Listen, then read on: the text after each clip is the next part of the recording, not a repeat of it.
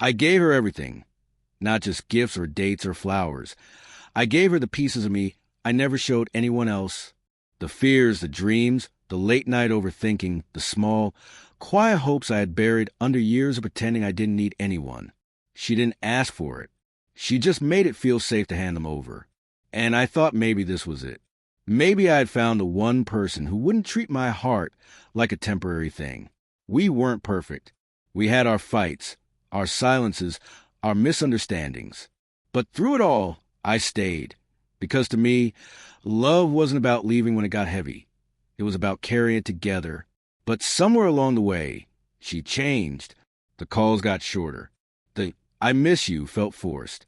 The future we used to build in whispered promises at 2 a.m. started to sound like a story she didn't want to read anymore. I asked her once, "Are you happy?" She smiled, that kind of smile that doesn't reach the eyes, and said, "Of course." But her hand said otherwise. Cold, distant, slipping through mine like water I couldn't hold on to. Then came the night. The night she chose someone else. She didn't say it outright. Didn't have to. You just know. You feel it. The shift in the air. The way they look at their phone more than they look at you. The way their words start to sound like goodbyes stitched inside hellos. I didn't fight. Didn't beg. Didn't ask why. I just let her go. Because if you have to convince someone to stay, they were already halfway gone. I packed up the memories quietly. The laughs, the first kisses, the dreams we built. I placed them gently into a box labeled was. I disappeared from her life like a ghost.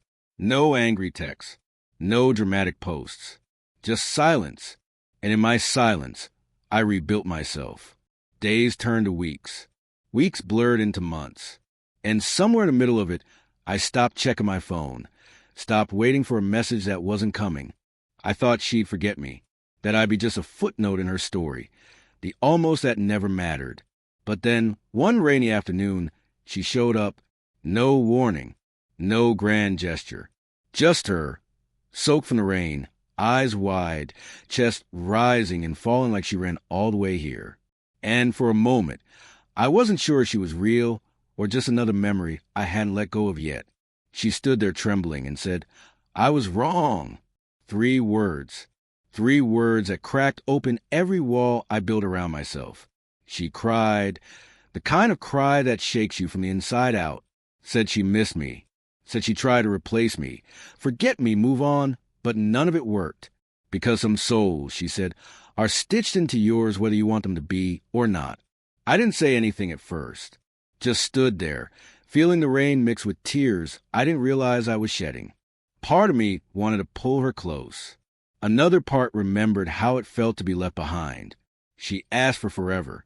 Said she wanted to rewrite our story. Make it right this time. And maybe in another lifetime, I would have said yes immediately. But in this one, I knew better.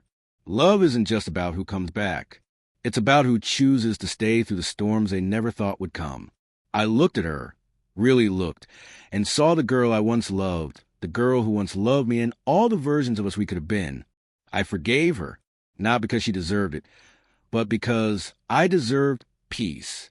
And sometimes forgiveness is saying, I still love you, but I love myself more now. I let her in, slowly, carefully, not because I needed her, but because I wanted to see if this time love could be different, if we could be different. Because sometimes the ones who leave are the ones who need to lose you to understand what forever really means. And maybe, just maybe, this time, forever won't feel like a broken promise.